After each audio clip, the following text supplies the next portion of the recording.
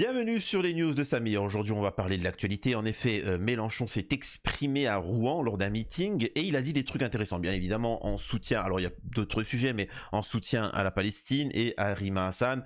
Ce qui m'intéresse, bien évidemment, sur ce qu'il a dit, son soutien, on va écouter ça.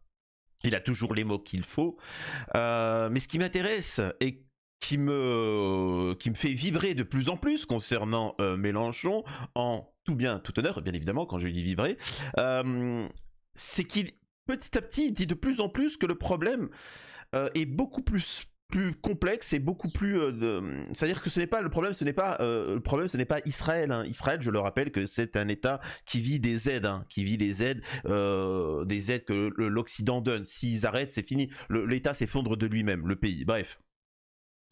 Il dit de plus en plus qu'il faut lutter contre les agents d'Amisraël en France, en Occident et ainsi de suite, dans les médias, en politique et ainsi de suite. Et ça, c'est quand même très intéressant et c'est ce que j'essaie moi de transmettre aussi dans mes vidéos, c'est que ce n'est pas juste Israël, il y a aussi les agents il y a que comme ça, hein, que Israël fonctionne, pour convaincre les pays de donner des milliards gratuitement à Israël et ainsi de suite, de sacrifier leur économie, leur industrie, leur dignité, leurs valeurs, tout ça pour la survie de l'État d'Israël. Donc c'est très intéressant ce que dit Mélenchon, on va regarder ça. On a aussi Donald Trump qui menace tous ceux qui souhaiteraient reconnaître l'État israélien et ou comme faire des sanctions, etc. Donc ça montre à quel point le mec tapine, il tapine, hein, c'est vraiment un pathétique, on reviendra là-dessus. Et donc voilà, et on reviendra aussi sur la caravane, là, le mouvement populaire arabe qui a eu lieu, etc. Mais bon, alors, avant, je vous invite à vous abonner, laisser un commentaire, vous connaissez la chanson. On va écouter Mélenchon tout de suite et on va voir ce qu'il en est. Et dans les jours dans lesquels nous vivons aujourd'hui, je sais que quelque chose de plus grand que tout ce que nous faisons nous anime. Je veux dire que si nous nous mobilisons comme nous sommes en train de nous mobiliser sur cette question de Gaza, ce n'est pas seulement pour toutes les raisons dont une partie vont être rappelées par mon discours, mais parce que le Gazaoui, l'homme, la femme, l'enfant qui est là, est plus que le Gazaoui. C'est la figure singulière, universelle de l'opprimé, de l'humilié, de celui, de celle qui n'a aucun droit, qu'on peut piétiner, à qui les puissants peuvent adresser des bombes sans que les autres puissants fassent autre chose que de faire semblant de regarder ailleurs en espérant que ça se termine le plus vite possible et qu'on ait nettoyé tout le monde. Cette horreur nous a mis en route les uns les autres. Elle nous pousse à agir.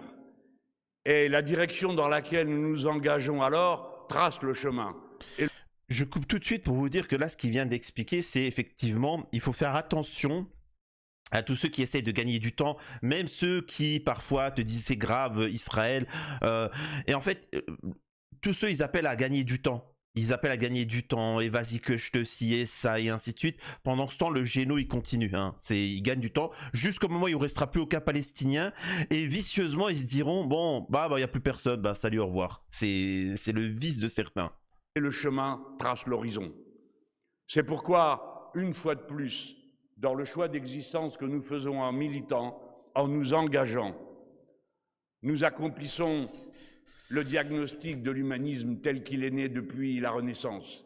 Oui, l'être humain est l'auteur de son histoire, chaque fois qu'il décide, qu'il accepte d'en être l'auteur. Et c'est ce que nous sommes en train de faire en ce moment, ce soir. Je ne crois pas un seul instant que vous soyez venus seulement pour le plaisir de voir aussi.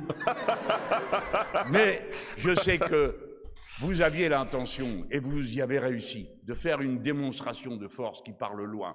D'abord, vous vous sentez plus fort parce que la gauche existe, parce que nous sommes là, parce que jamais nous n'avons cédé. Et parce que tous ceux qui vous regardent sont en train de prendre une leçon de courage.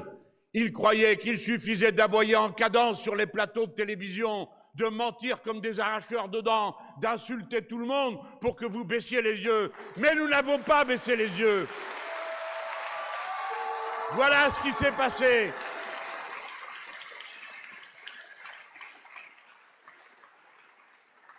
613 jours, 20 mois que dure le martyre. Et nous sommes là comme eux. Bien sûr, pour nous, le rôle est plus facile à porter que pour eux. Mais eux non plus n'ont pas craqué. Ils sont toujours là. Non, il n'y a pas de guerre à Gaza. Il y a un meurtre de masse. Il y a un génocide. Non, il ne faut pas la guerre aux femmes, aux enfants. Ils les tuent délibérément pour qu'il n'y ait plus de peuple palestinien. Voilà pourquoi ça s'appelle un génocide. Et en fait, là, il n'y a pas de commentaire. Il n'y a pas de commentaire, mis à part de vous montrer la vidéo suivante. C'est pertinent, c'est carré, c'est exactement le but. Ils te disent que c'est pas un géno parce qu'ils ne sont pas tous morts. Oui, mais en fait, on y va. C'est le but. Et justement, je vous explique, on s'agite. Actuellement, nous, on s'agite justement pour empêcher ça, quoi. On aimerait bien déjà empêcher ça. Donc, mais bon, hein, c'est quand même particulier. Bah, après, moi, je suis pas forcément pour que, je le répète, pour le cessez-le-feu. Je trouve ça un peu dégueulasse de dire cessez-le-feu, qu'on s'arrête là. Je le répète. Et je le répète, et il y a beaucoup aux États-Unis, dans les pays anglo-saxons qui sont comme moi. Nous, on appelle à une intervention militaire. Hein. On appelle à une coalition mondiale militaire. Regardez ce qui s'est passé en Yougoslavie, regardez ce qui s'est passé avec le petit moustachu. Voilà, on sait ce qu'est l'État d'Israël maintenant. Il faut agir. Voilà, ça c'est mon point de vue. Voilà, hein, dites ce que vous voulez. Et justement, c'est ce qu'il disait dans la vidéo précédente. Si vous êtes là, c'est que vous n'avez pas baissé le regard quand on vous a traité d'antisémite, de ceci ou de cela. Non, vous êtes resté droit et vous avez continué. Et il t'explique aussi qu'il y a une gauche. Hein. La gauche, elle est toujours là en France parce que tout simplement, en France, la gauche et la droite n'existent plus parce que on se rend compte que c'était des lâches quand ils ont été au pouvoir. L'extrême droite, pour moi, il reste plus que l'extrême droite et l'extrême gauche, mais l'extrême droite, on a pu voir que c'est l'extrême droite la plus ridicule au monde, hein, la plus pathétique. C'est quand même incroyable. Les extrêmes droites dans certains pays ont au moins la dignité, hein, tu vois, d'être cohérente, on va dire ça comme ça, hein. Ça peut être des idées nauséabondes mais cohérentes dans leur délire, tu vois. Tu regardes en Irlande, en Pologne, ils t'expliquent bien que c'est un génocide ce qui se passe en Palestine, que c'est de la colonisation et ainsi de suite. En France, notre extrême droite, c'est vraiment ridicule. Bref, excusez-moi, on écoute la suite de Mélenchon. Vous vous dites, mais comment c'est possible? Les voici tous qui utilisent les mêmes formules. La croisière s'amuse, la croisière nous exaspère. Voici des gens qui font des photos. Madame Rima Hassan vient nous vendre du rouge à lèvres et tous ces propos méprisants. Mais la question qui se pose, ce n'est pas leur mépris, mais c'est pourquoi nous méprisent-ils tous avec les mêmes mots? Qui leur distribue des éléments de langage à ces pauvres cervelles fatiguées? Parce qu'ils ne sont pas capables d'en trouver tout seuls, alors qu'ils sont déjà tellement bien payés. Tous ceux que vous avez entendu parler de croisière ont récité des éléments de langage qui leur ont été distribués. Demandez-vous si c'est seulement l'ambassade d'Israël qui leur a donné ou si c'est pas aussi d'autres. Voilà la vérité.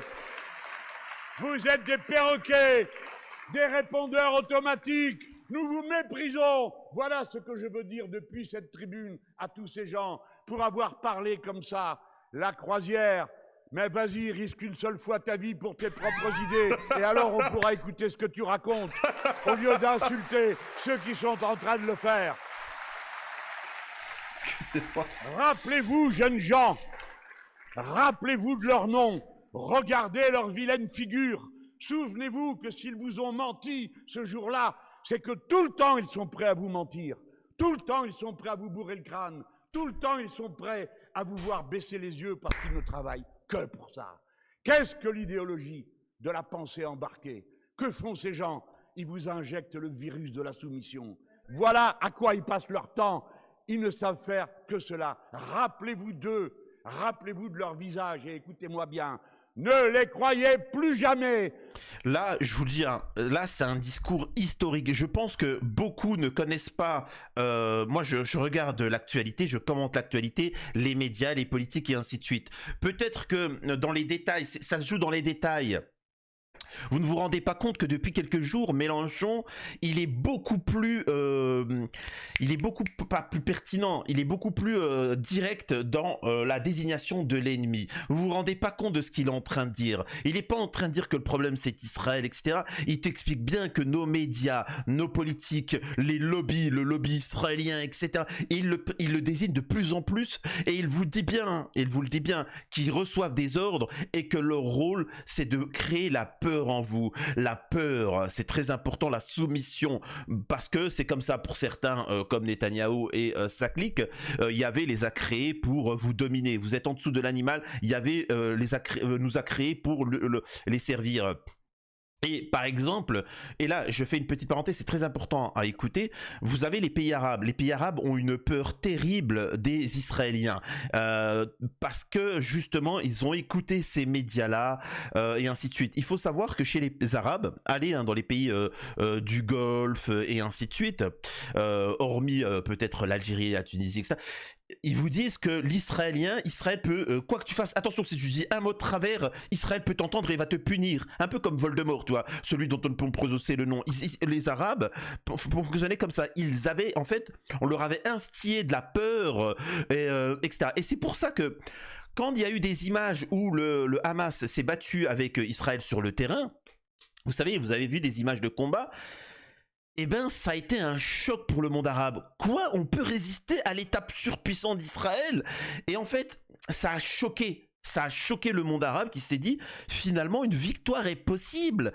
Et c'est pour ça que médiatiquement, ça a une importance, hein. Ça a une importance, toutes ces choses-là. Et donc, Mélenchon, lui, t'explique bien qu'il faut faire attention à ces médias qui essayent de vous insuffler la peur et ainsi de suite. Et par l'action de Rima Hassan, et de sa bande, de la flottille, parce que je connais pas les noms, mis à part Greta Thunberg, c'est un moyen de se dire, et alors, regardez, j'étais en prison, voilà, ils m'ont torturé un petit peu, je suis ressorti, etc. Certains ils m'ont ôté la vie, mais on y va, au bout d'un moment, vous voyez ce que je veux dire? Il y a un moment, il faut arrêter d'avoir peur.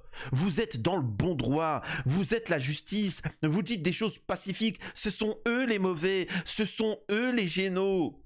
Quand même, c'est fou. Excusez-moi de cette parenthèse, mais c'était ça me touche qui dit la Mélenchon. L'assaut va commencer.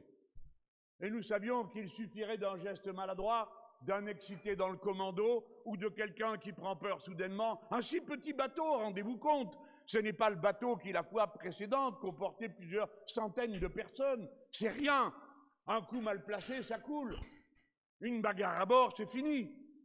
C'est pourquoi nous étions transis de peur. Pourquoi? Parce que ces gens-là sont capables du pire, nous le savons. Et par conséquent, nous étions très inquiets.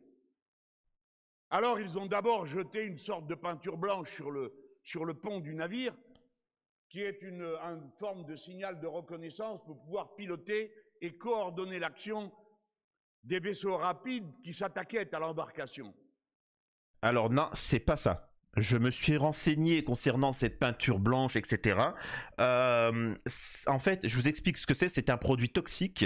C'est un produit toxique fait exprès qu'ils utilisent pour justement les personnes ne soient pas sur le ponton, qu'ils soient à l'intérieur, pour que médiatiquement, au cas où, on ne puisse pas désigner. Enfin, vous voyez ce que je veux dire? C'est-à-dire que les mecs sur le ponton qui lèvent les mains et d'un seul coup ils seraient torpilles et tirent à balles réelles comme ça la foutra mal hein, au niveau des images. Là, c'est le moyen de dire bon, ils sont à l'intérieur, ils sont tous confinés. Oh mon Dieu, c'est pour le narratif, hein, c'est pour les images. C'était pour pas qu'il y ait de bavures filmées, on va dire ça comme ça. C'était ça la volonté. Ils ont sauté sur le pont, ils sont entrés, tout le monde a levé les mains pour qu'on les voie bien. Lever les mains pour se rendre. Car la tactique de combat, je vais vous en parler, de combat politique que nous adoptons est une tactique radicalement non violente. Et si j'ai une consigne que je donnerai ce soir, que je me permettrai de donner à tous, respectez strictement la non-violence de notre mobilisation, car c'est un choix politique. Politique. Nous voulons isoler dans son infamie l'agresseur. Nous voulons qu'il n'y ait pas le moindre doute sur qui est le barbare. pour que la masse se mette en mouvement, pour que des milliers, des millions de gens prennent conscience, aient la conscience tranquille d'adhérer à la lutte. Voilà ce que nous cherchons à faire. Élever le niveau de conscience, élever l'instruction, la confiance que nous avons les uns dans les autres. Voilà pourquoi ils ont levé les mains, pas par lâcheté, mais par offensive, par optimisme, avec la certitude que c'était eux les vainqueurs, et non ceux qui surgissaient armés jusqu'aux dents, alors qu'ils savaient aussi bien que nous qu'il n'y avait pas la moindre arme à bord. Et les voilà, ceux-là même qui disent que nous ne faisons que de la communication. Qu'est-ce que vous voudriez qu'on fasse? Dites-le nous pour qu'on voit. Vous voudriez qu'on se taise, c'est ça? Ou bien vous voudriez qu'on fasse autre chose, peut-être? Oui, nous faisons de la communication, et je vais vous dire, ça s'appelle de la propagande, car il s'agit de convaincre, il s'agit d'entraîner au combat. Et alors, eux, non, ils ne font pas de communication. Ils viennent avec des sandwichs et de l'eau, et ils en distribuent, parce que, voyez-vous, c'est la tournée du patron. Un petit coup d'eau, un petit sandwich, hein? Ceux-là même qui affament la population de Gaza se donnent le beau rôle. Vous avez faim? Eh bien, merci. Mais vraiment, c'est ça qui me fait rire. Moi, la scène, elle m'a plié en quatre quand j'ai vu l'armée israélienne. C'est-à-dire que, qu'ils l'ont filmé en mode, t'as vu, regardez, on leur a donné un bout de pain et une bouteille d'eau. Mais ils sont pas venus pour ça. Les mecs, ils sont venus pour apporter de l'aide humanitaire à Gaza. Qu'est-ce qu'ils... Ils sont pas... Et regardez, c'est vous dire à quel point, dans la manipulation, ils sont complètement idiots. Tu vois, ils sont complètement idiots. C'est-à-dire qu'ils sont venus, regardez, on leur donne un bout de pain, mais ils ont à manger. Ils ont à manger de l'eau, eux. Ils viennent en apporter, en donner. Donc ça n'a pas de sens, votre communication. Qu'est-ce qu'ils sont... En fait, ils sont nuls en communication, tu vois. Mais bon. Merci Rima de ne pas avoir pris le sandwich ni la flotte. Ça montre déjà quel genre de tête de pierre tu es. Tête de pierre. Mais alors, moi, je le répète. Il y a aussi une question de dangerosité, je le répète et je n'aurai de cesse de le répéter. Faites très attention, je sais, certains vont me dire complotiste, mais bon, hein, j'ai envie de te dire, le complotiste c'est celui qui a raison bien avant les autres, c'est tout. Beaucoup de gens, il ne faut pas oublier que c'est Israël, Mossad et toute la clique, hein, tout ça. Que, je le répète, hein, si Rima a mangé et ainsi de suite, vraiment, hein, si vraiment hein, elle a mangé, il faut qu'elle le dise. Il faut qu'elle le dise, oui, j'ai mangé au moins ça, ou j'ai bu de l'eau, etc. Je le répète, ne vous étonnez pas si d'ici quelques mois, vous apprenez que, et vous êtes témoin, que Rima Hassan a un cancer fulgurant. Prenez ça, vous le mettez dans un coin de votre tête, et vous le retenez. Si elle n'a pas mangé, tranquille pour elle. Si elle a mangé, elle a bu, etc., retenez bien une chose, vous étonnez pas si elle a un cancer fulgurant d'ici quelques mois. Voilà. Bref. On écoute la suite. Abominable. Et c'est parce qu'il y a ce blocus abominable que pour compléter la tuerie, voici que ces individus que l'humanité repousse au banc d'elle-même, qui conduisent à cette heure que déjà plusieurs pays comme la Nouvelle-Zélande, la Grande-Bretagne et d'autres ont décidé des punitions personnelles contre M. Ben-Gvir ou M. Smotrich, à qui on confisque les biens et qui n'auront pas la possibilité de passer dans ces pays. Nous aussi, nous espérons que dans le futur, la France ne s'abaissera plus jamais à laisser passer un avion dans lequel il y a M. Netanyahou au-dessus du sol des Français. Alors, c'est parce que ce blocus n'en finissait plus de durer sans qu'aucune autorité semble décider à faire quoi que ce soit pour que ça s'arrête, que des gens courageux de partout ont décidé de se mettre en mouvement. Et à partir de là, c'est un signal immense qui éclate. Comme quand des milliers de Maghrébins du Maroc, de l'Algérie, de la Tunisie, de la Libye et, je l'espère, d'Égypte se sont mis en mouvement pour aller à main nue passer la frontière. Cela apporte notre humanité. Le Maghreb, dans cette circonstance, porte notre humanité. Elle dit, comme on a vu tant d'autres fois dans l'histoire, des gens désarmés allaient bien au-delà d'eux-mêmes pour affronter un ennemi cruel, sadique, comme l'est M. Netanyahou et sa bande de voyous qui gouvernent aujourd'hui ce pays.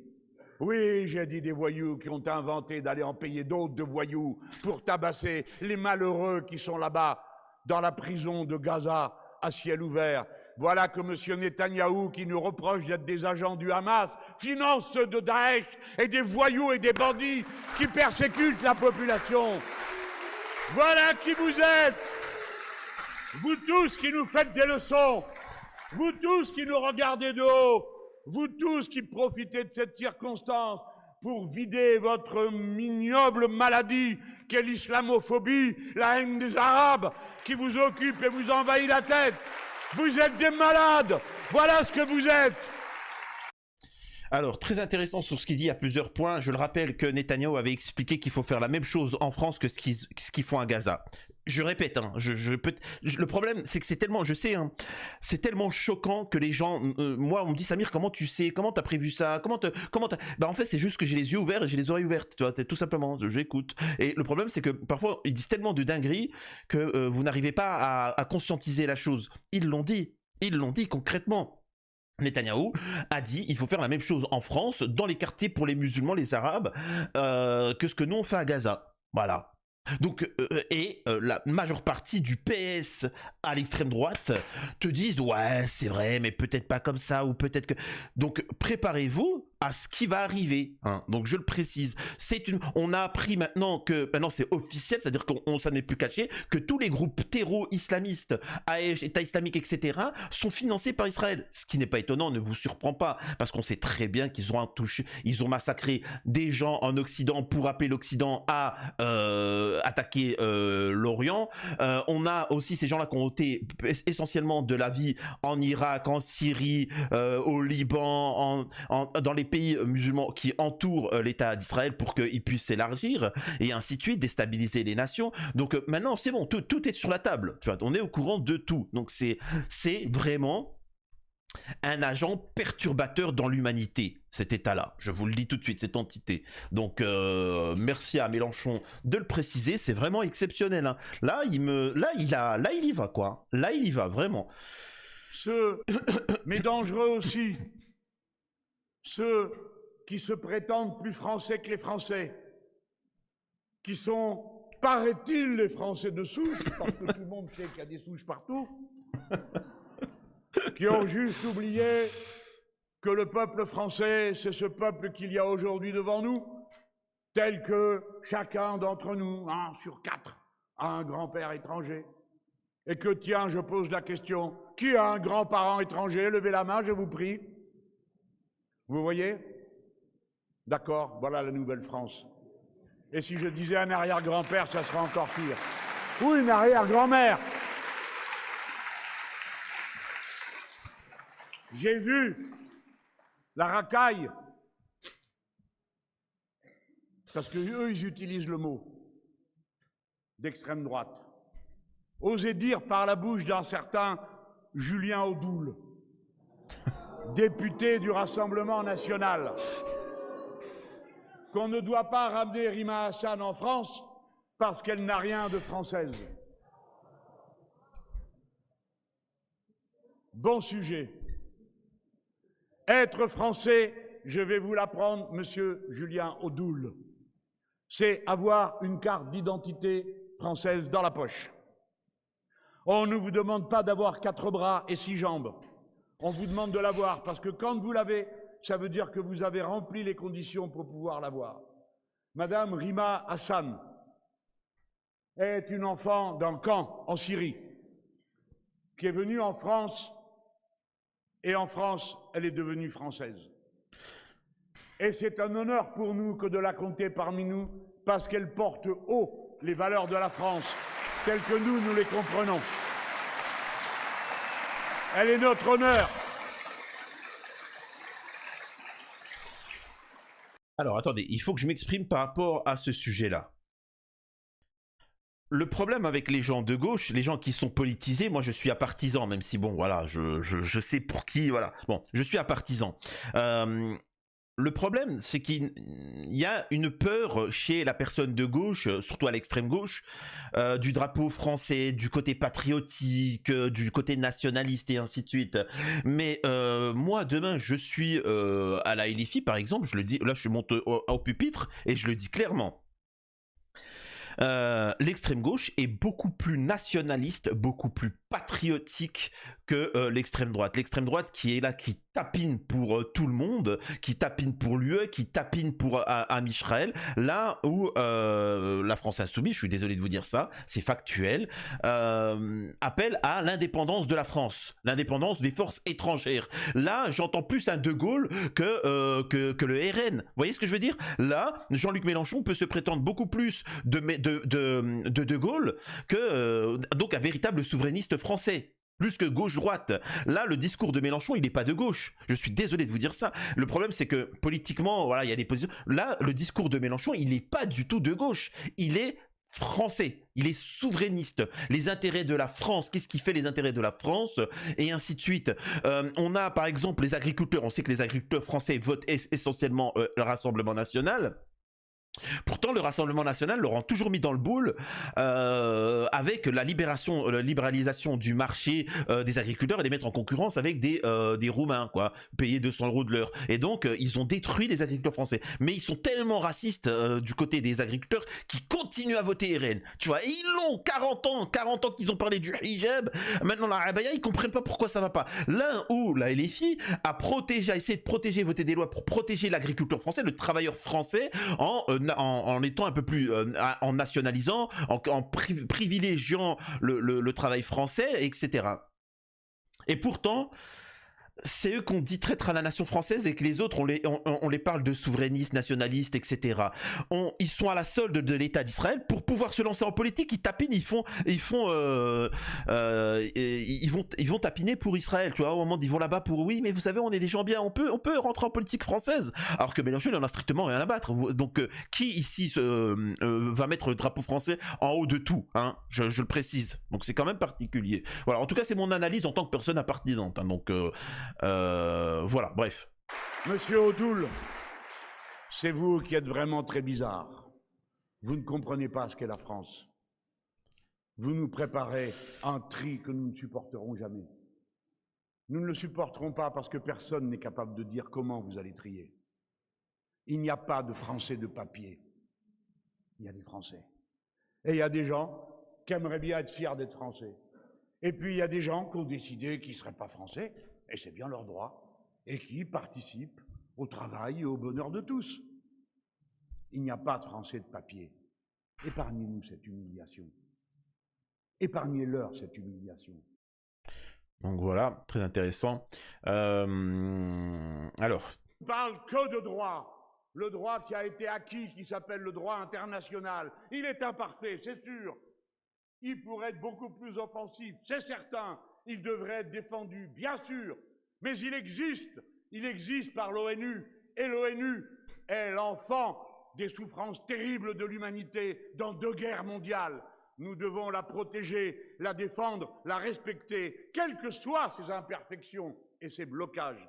Car sinon, les puissants trouveraient chaque jour en eux-mêmes la raison suffisante d'intervenir partout, sur tous les sujets, d'après la loi du plus fort. Là où il n'y a plus de droit, il n'y a que la loi du plus fort. Si nous sommes si mal vus, si nous sommes considérés si dangereux, c'est parce que nous sommes les tenants du droit contre la horde sauvage et les rapports de force, parce que nous leur mettons la tête dans le seau en leur montrant ce qu'ils font. Double standard, dit-on maintenant, pour parler bien sur les plateaux. Il y a 2 raisons, 2 manières de regarder la vie.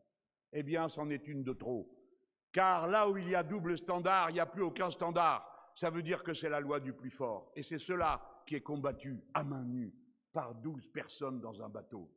Voilà l'acte extraordinaire qui a été posé par des personnes qui ne réclament pour elles-mêmes aucune gloire, contrairement à ce que croient ceux qui en manquent apparemment beaucoup, qui ne demandent aucune lumière, ce qui manque beaucoup aussi apparemment à ceux qui ont toujours beau rôle de dénoncer que les autres font de la communication. Et vous faites quoi au juste? quand vous parlez interminablement, juste pour dire que vous ne ferez rien, habillé dans des pactages différents suivant les moments. Vous avez vu aujourd'hui, une fois de plus, allez voir dans l'INA, dans le passé, pour en trouver des comparables, la voix chevrotante de la capitulation, celle du Premier ministre. Nous ne savons pas. C'est une instrumentalisation dans laquelle nous ne laisserons pas instrumentaliser. La honte. La honte. Nous voulons être instrumentalisés par la colère du peuple. Nous sommes là pour ça. Nous sommes les instruments, à notre manière, de la colère de tous ceux qui indignent le traitement qui a été fait en ce moment aux Gazaouis. Et à cette équipe. Alors très intéressant, mais alors très vite, hein, parce que je crois qu'il y a d'autres petites vidéos où il parle justement de la grève de la faim de Rima Hassan, etc. Là, on fait juste une pause une petite parenthèse de 5 minutes, très rapidement. En réponse aux pressions exercées par le ministre israélien de la Défense, de nombreux participants à la marche mondiale vers Gaza sont actuellement retenus, expulsés, interrogés au Caire, en Égypte. Des ressortissants français sont bloqués à l'aéroport depuis le petit matin, certains privés d'eau et de nourriture. Un responsable de la délégation française pour cette marche affirme que les autorités égyptiennes procèdent à l'arrestation quasi systématique des Français faute d'avoir une liste officielle des participants. Je répète, ils ont insufflé la peur dans le cœur des Égyptiens. C'est assez incroyable. C'est assez incroyable. Donc c'est phénoménal. C'est comme ça. Et c'est comme ça qu'ils fonctionnent. Hein. C'est comme ça qu'ils réussissent. Hein. Je le rappelle qu'ils ne sont rien. L'État d'Israël n'est rien. Hein. Ils se victimisent et ainsi de suite. Mais ils insufflent la peur pour que vous n'agissez pas. Et là, on voit bien que les autorités égyptiennes sont en train de faire... pipi dans la culotte. Très rapidement. Alors attendez, je vais vous montrer ça. Et après on relance notre petit Mélenchon. Les pays qui prendraient des actions anti-israéliennes après la conférence seront considérés comme agissant en opposition aux intérêts de la politique étrangère américaine et pourraient faire face à des conséquences diplomatiques de la part de Washington. L'administration du président Trump menace les gouvernements du monde entier de participer à la conférence de l'ONU la semaine prochaine qui vise à trouver une solution à 2 États entre Israël et les Palestiniens. Alors... je préparais une vidéo plus précise, unique sur justement Trump et ça. Vous savez, il y a un surnom. On avait pu espérer de Trump quand même un événement différent par rapport à la suite, mais par rapport à tout ce qui a pu laisser transparaître. Mais il a un surnom, Donald Trump, aux États-Unis, c'est Trump se couche toujours. Trump se couche toujours. Il dit des choses bien, des choses véridiques, des choses que tu aimes ou que tu aimes pas, mais il dit des choses et à la fin, il se couche. Tu vois, et machin. Donc c'est quand même intéressant. C'est quand même intéressant de voir ce qu'il en est. Pathétique, minable. Donc on voit bien que là, il ne pense pas aux intérêts américains, il pense aux intérêts d'Israël. Donc on voit bien à qui appartient les États-Unis. Donc voilà, c'est aussi simple que ça. On poursuit avec Mélenchon qui s'exprime sur Rima Hassan. Donc, pour parler vulgairement, ils les foutent en cabane. Mais qui est-ce que vous croyez que vous avez dans votre cabane? Qui croyez-vous qu'est Rima Hassan? Vous pensiez qu'en la mettant dans une cellule, le problème allait être réglé? Bon, certes, elle ne veut pas signer, elle finira par craquer, tu parles. Elle a écrit sur le mur « Free Palestine ».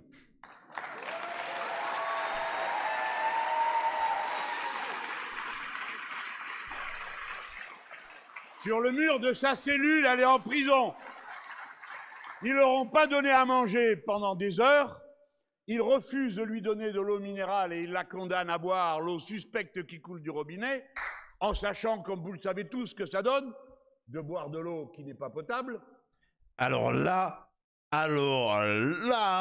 Mélenchon, ils sont pas idiots, c'est ça qui est plaisant. Donc effectivement, c'est un symbole. Là, ce que fait Rima et tant d'autres en fonction des pays, c'est de montrer qu'il n'y a rien à craindre. Il faut vous opposer, ils ne sont rien. Ils fonctionnent que par la peur. C'est tout. Ils essayent de vous faire peur. Vous êtes dans votre bon droit. Vous avez le droit de vous exprimer et de dénoncer ce qui l'en est, tu vois. Donc, et il exprime bien une chose, c'est qu'effectivement, il faut se méfier de ce qu'elle mange ou de ce qu'elle boit et qui pourrait donner des maladies ultérieurement. Je précise. Hein. Elle voilà. a écrit sur... sur le mur de sa cellule, elle est en prison. Ils leur ont pas donné à manger pendant des heures. Ils refusent de lui donner de l'eau minérale et ils la condamnent à boire l'eau suspecte qui coule du robinet, en sachant, comme vous le savez tous, ce que ça donne, de boire de l'eau qui n'est pas potable. Et elle écrit « Free Palestine ». Voilà ce qu'est le courage. Voilà ce que c'est d'ouvrir le chemin. Je l'admire. Je ne sais pas si j'aurais eu ce courage. Qui le sait? Elle l'a eu. Alors ils l'ont foutu à l'isolement. Alors comme ils l'ont mis à l'isolement, elle a commencé une grève de la faim. Comme l'autre. Ils sont donc deux en grève de la faim. Et voilà que l'ennemi dit qu'ils vont les expulser, les déporter, c'est comme ça qu'ils disent. Ouais. Demain. Et alors on nous dit, parce que comme on nous dit, alors bon, ça y est, vous êtes contents. Nous ne croyons rien venant de l'ennemi. Tant qu'on ne l'aura pas vu à Paris, sur le sol de France, nous ne croirons personne. Nous ne les croyons jamais, parce qu'ils sont capables de tout pour désorganiser. Et vous avez peut-être vu que les mêmes qui parlaient de croisière, les mêmes ont dit « Ah ben elle est là, parce qu'elle refuse de s'en aller ». Non, elle ne refuse pas de s'en aller. Elle refuse de signer votre papier. Vous avez compris? Parce qu'elle n'est pas venue pour capituler. Elle est venue pour vous dire « Free Palestine ». Voilà ce qu'elle est venue dire. Et arrêtez le blocus. J'ai rien de plus à ajouter sur ce point-là. Il y a une mobilisation de tout le monde, partout. C'est un moment important car, pour la première fois, à l'appel des associations et des organisations politiques de la lutte implacable que nous menons depuis tous ces mois et tous ces jours, les organisations syndicales toutes unies appellent elles aussi à la manifestation. Si bien que nous allons franchir un seuil. Je vous adjure de comprendre qu'il s'agit d'une lutte qui passe par des étapes. Les étapes nous rapprochent du but. Le but est la levée du blocus. Le but est de faire en sorte que les criminels commencent à être poursuivis. Que le doute... Hop, je fais une petite pause pour dire quelque chose de très important et que j'ai pu dire concernant beaucoup qui s'arrêtaient juste à dire Free Palestine, tu vois, et qui s'arrangeaient bien, hein. Et là, je parle de des personnalités, des stars qui sont là, qui disent Free Palestine. La réalité qu'il faut comprendre, c'est que c'est par étapes. Il faut vous solidariser. C'est étape par étape. Il faut la reconnaissance de l'État palestinien. Et avec ça, on pourra lancer des procédures judiciaires beaucoup plus concrètes contre ceux qui ont fait de l'apologie du terreau. Et ainsi de suite. C'est étape par étape. Il faut essayer de créer des médias alternatifs pour lutter contre la propagande israélienne en France, bolloréenne et ainsi de suite, etc. C'est étape par étape pour éveiller les gens, conscientiser les gens. Vous voyez, c'est petit à petit. Il faut pas... Le Rome, c'est pas fait en un jour. La Palestine ne sera pas libre en un jour, ok? C'est des sacrifices, c'est du combat, c'est de la stratégie, et donc en tant que tel, il faut que vous compreniez ça, hein, et ne pas juste des paroles, c'est étape par étape, ok? C'est très important de le comprendre, et il faut pas essayer d'avoir la victoire, il faut pas essayer de, entre guillemets, libérer la Palestine. Ça, c'est le but final. Ce qu'il faut essayer de faire, comme on dit, hein, quand tu veux aller dans n'importe quelle destination, à 100 km, 200 km, 1000 km, ou juste aller acheter ta baguette de pain, il faut commencer déjà avec un pas. La première étape, c'est de mettre un pas en avant. Ouais, mais un pas, c'est tout petit, un pas. Oui, mais il faut commencer par ce pas-là. Et ensuite un deuxième, et un troisième, et ainsi de suite, jusqu'à ne pas oublier l'objectif. Ça, c'est très important. Tout s'installe dans ceux qui ont compris qu'ils ont perdu la bataille. Ils croient qu'ils ont perdu seulement la bataille médiatique. Ils ont perdu toute la bataille. Parce que, exactement, quand nous disons qu'il faut qu'il y ait un embargo sur les armes qui sont livrées à Israël, pour mener la sale guerre contre Gaza, il n'y a pas un Français, à part les amis de M. Netanyahou, c'est-à-dire les amis politiques de l'extrême droite de M. Netanyahou, qui disent « Ah non, continuons à livrer des armes ». Livrer des armes est contre le droit international dans une circonstance comme celle-ci, parce que il est dit par l'ONU elle-même et les accords que la France a signés. Dans la Convention sur le commerce des armes qui a été signée, par 150 États. Notre pays a ratifié et signé, Monsieur Bayrou. Ça n'est donc pas si vous voulez, et s'il vous appartient de reconnaître ce qu'est une arme et ce qui n'en est pas. Si vous ne savez pas, nous allons vous le dire. C'est écrit dans les déclarations de douane. Vous n'aurez pas à aller chercher trop loin. Vous devez vous soumettre au droit international ou bien alors, vous n'avez plus le droit de demander à qui que ce soit de se soumettre au droit international quand il contrarierait les objectifs de la France. Alors, et ça, par exemple, c'est un propos qui est très intéressant. Pourquoi sanctionner la Russie, la Chine, la Corée du Nord? Pourquoi sanctionner l'Algérie, hein? On se demande pourquoi sanctionner l'Algérie, et ainsi de suite. Et Israël, non. Encore une fois, ce genre de questions sert à relativiser et ça permet de poser d'autres questions et de s'éveiller et de comprendre plein d'autres choses. Donc c'est quand même quelque chose d'intéressant. Écoutons la suite. Et après sa mort, et voici, tant d'années après sa mort, donné lui aussi pour la cause. Le verbe flamboyant de Jean Jaurès. Le courage, c'est d'aimer la vie et de regarder la mort d'un regard tranquille, comme le dit Rima.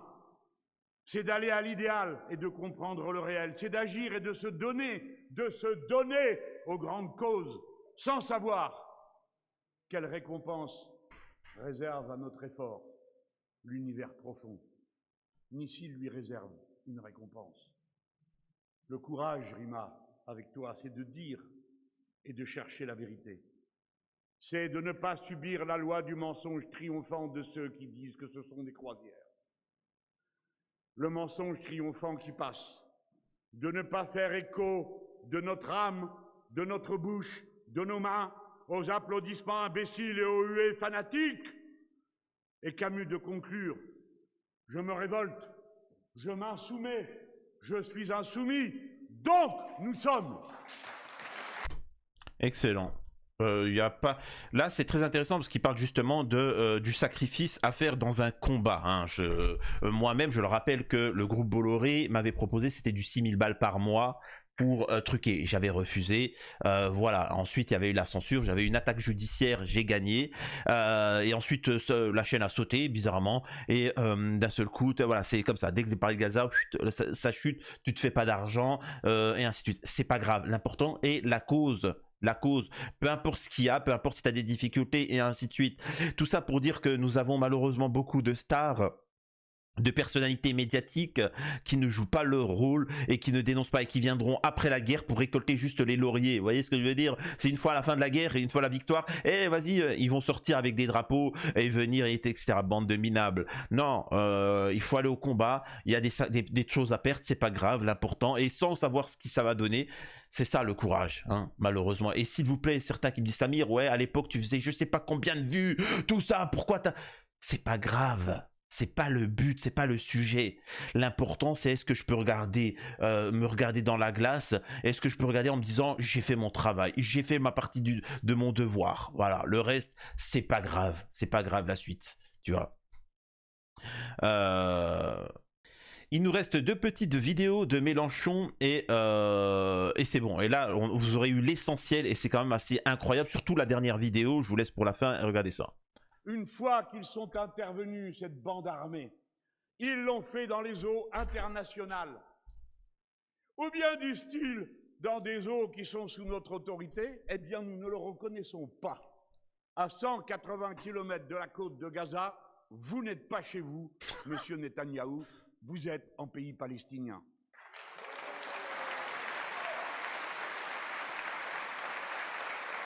Et c'est pas parce que vous aimeriez bien que ceux qui se trouvent sous la mer à cet endroit-là vous appartiennent que nous, on va accepter de signer des papiers dans lesquels vous dites que nous sommes entrés illégalement sur le territoire d'Israël, parce que ce n'est pas le cas.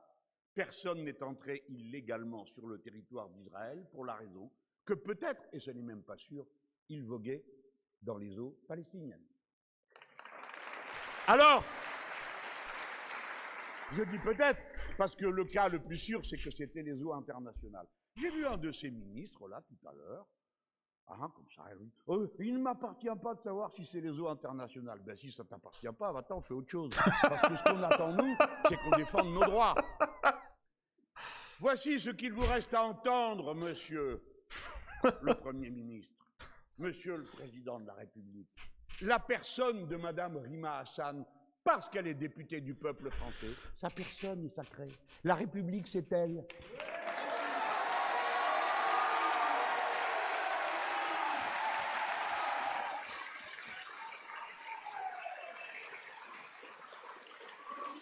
Pas vous, qui n'avez été élu par personne. Pas vous, qui avez convoqué des élections dont vous ne reconnaissez pas le résultat.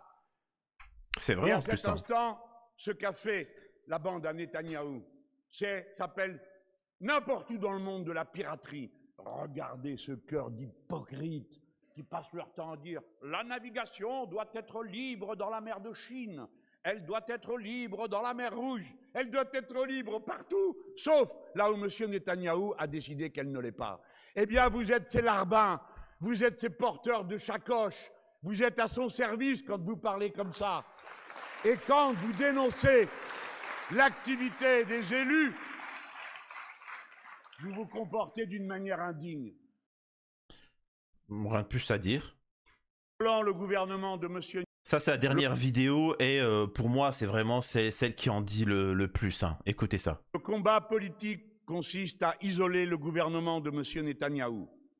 En isolant le gouvernement de M. Netanyahou, nous fortifions dans la population d'Israël, les opposants au gouvernement de M. Netanyahou qui veulent que cesse le blocus et le meurtre, le génocide à Gaza.